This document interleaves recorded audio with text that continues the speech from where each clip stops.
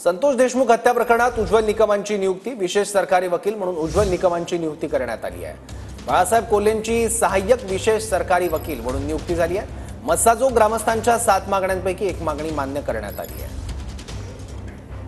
संतोष देशमुख हत्या प्रकरणात उज्ज्वल निकमांची नियुक्ती करण्यात आली आहे। विशेष सरकारी वकील म्हणून उज्ज्वल निकमांची नियुक्ती करण्यात आली, तर बाळासाहेब कोल्हेंची सहाय्यक विशेष सरकारी म्हणून नियुक्ती करण्यात आली आहे।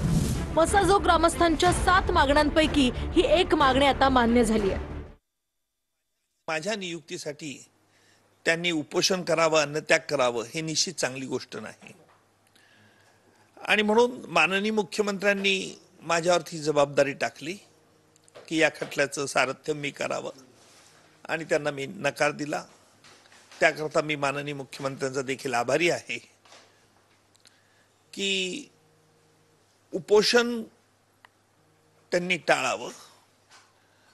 कायदा हा सर्वोच्च आहे, आणि निश्चितपणे ज्या वेळेला पोलीस यंत्रणा याच्यातील आरोपपत्र दाखल करतील त्यावेळेला खटल्याचं कामकाज लवकर चालू होईल।